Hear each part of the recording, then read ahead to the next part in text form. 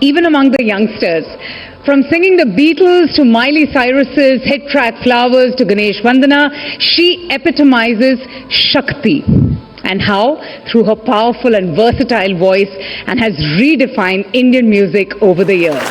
So let me begin by asking you, Usha ji, you've been singing for over 50 years, enthralling audiences, mesmerizing us. How do you do it? How do you stay so relevant and fabulous while sustaining such an incredible career that you have? I think, seriously, I think what's very, very important is to make time your friend and not fight with time. I think people who are fighting with time all the time, I think they mix up age in between somewhere, and so they're fighting time. I don't, as you can see. I think acceptance and knowing your limitations and making them all your strengths is where it's at. I make time, my friend, and this is very, very important, I think, for all the women. I mean, our Vice President was so marvelous to say there are a couple of men over here, and really, let me tell you, every woman's issue is a man's issue, and I think the sooner we realize that, the better for all of us, because it's so wonderful to be able to walk, I realize this, and walk along with man, so that we can walk hand, I mean, it doesn't have to be your husband, it can be somebody else's husband. But just walk with man, yeah? That's the crux of the story, really. So if you really agree and accept that 55 years, now of course everybody's got Google, but before when I used to say 54 or when I said 45 years, I always felt people were taking out their calculators and saying, kitni buddhi hogi hai, And it's something to do with age, that people are fighting all the time. And so you waste such a lot of time trying to, fight time. I think if you make it your friend, then you walk with it, and if there's a new trend, you just try to pick it up. If you can, you do it. If it doesn't, then it doesn't matter. But retro is where it's at. So even if I sing an old song, I mean, Dekhte Dekhte, Koi Yahan Aaha Nache Nache is almost 35 years gone. It's the song. It's my favorite and song. And even now the discotheques and all the kids are doing it. Even the Yo Bros and all the short form people and everybody's doing it. I mean, it's really crazy. My grandson tells me, Buka, you might just make it. And then he says, you're just spectacular. It's just so amazing that if the only way to really stay relevant is, of course, to be able to have a body like yours. When I was born, God asked me, do you want a good voice or do you want a good body? I said, I want a good body, which is why I look like this. You've also mentioned that your biggest endeavor while singing is to spread khushi, to spread happiness. One of the biggest challenges today is that while we're doing so well, we have gained all this prosperity, development, happiness is diminishing. Yes. Would you agree? Oh, 100%. Everybody, I think most people take themselves so seriously. That this is the problem. And I think, जैसे मैं हमेशा कहती हूँ that everybody's got problems. The whole world has problems, and we're not here to talk about the problems, really. We're here to say that, ये मत कहो खुदा से मेरी मुश्किलें बड़ी हैं, ये मुश्किलों से कह दो मेरा खुदा बड़ा है. And that means a lot, truly. Really, I think if people and in one of the podcasts, somebody asked me something which was shattering. I was so overcome with myself. I didn't know what to answer, but the answer was there straight away. He asked me, Usha, after you die, how would you like to be remembered? Whoa. Actually, he didn't use the word die. He said, if somebody is taking your ashes, that was even worse. Oh my actually, God. And I said, what? And then I said, the only way I want to be remembered is to know that I brought a smile on your face and made you happy, even if it was 5 minutes. And I think that's so important. I've never ever sung a song with an idea to give a message. But I've just sung because I know that people will glean messages out of what I sing. And really, like Gandhiji said, be the change you want to see, really. And so when you know your limitations and you really want to change, there are other ways of changing, because I can't change my exciting body, but I can just learn to accept what it is. And the younger generation, as you say, they've been inspired so much, or Yes. I've been able to empower them, because there was a time, a misconception, when because of the film industry, they always thought that the good girl in the film must always have a voice like that, and only Lataji Mangeshkar and Asha Bhosle ji and all the bad girls were given me. So I'm the original item girl, ladies and gentlemen. Covered up like this. So yeah, it just goes to show that, how preconceived ideas can really rule your life for so many years. I wanted to ask you, obviously, your charm, your spirit, your effervescence. I mean, are you a happy-go-lucky person? And do you think that music spreads happiness, or do you have to find that happiness from within?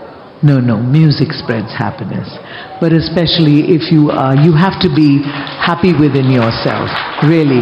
Yeah, no, music has to come from within. And really, it's really my everything. The stage is my everything. Music brings people together no matter what the language is.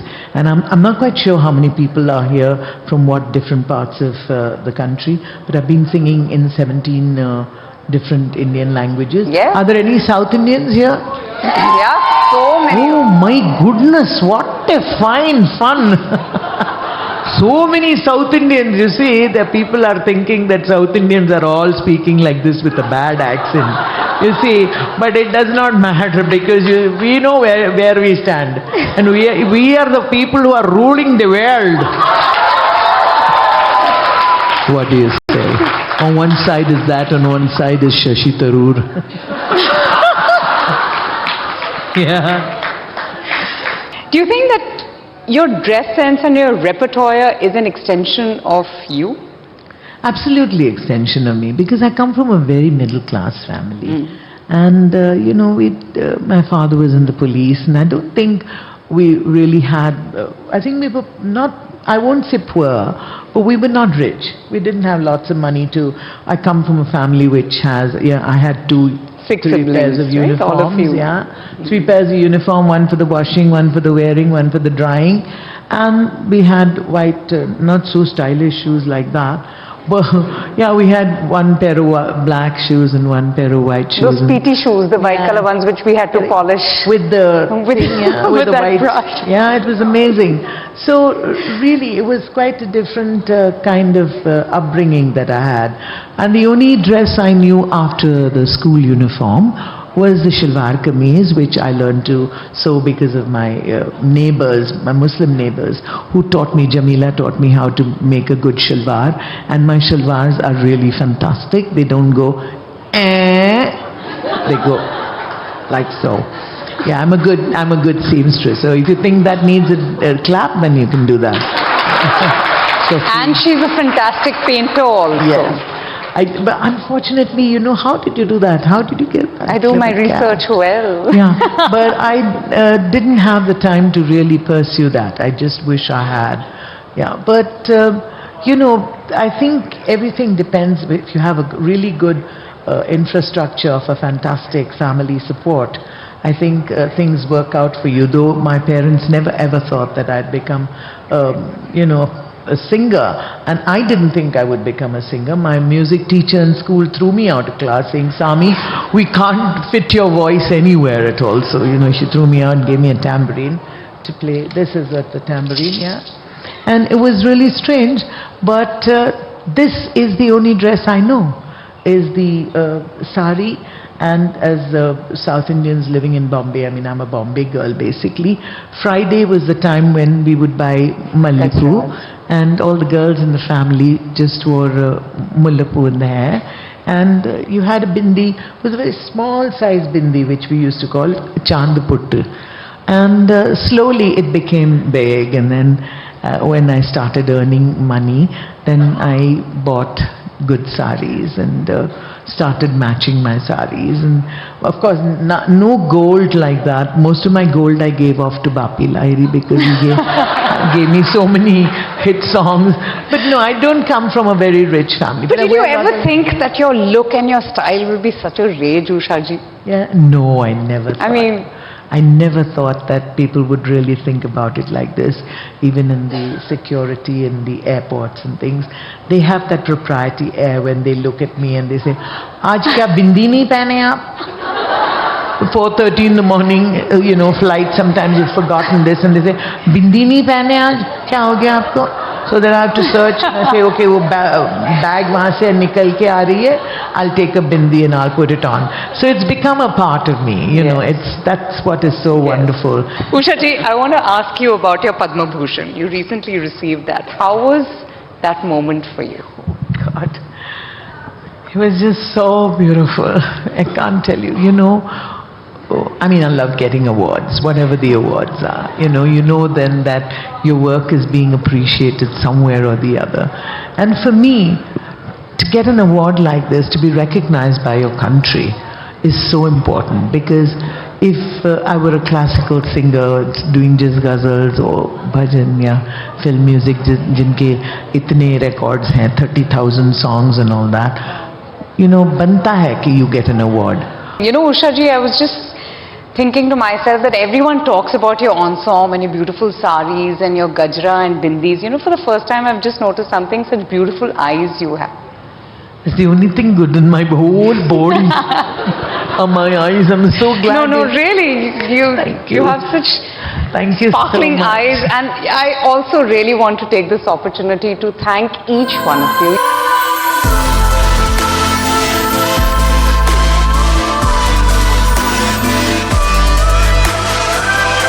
Lions International presents News 18 She Shakti 2024.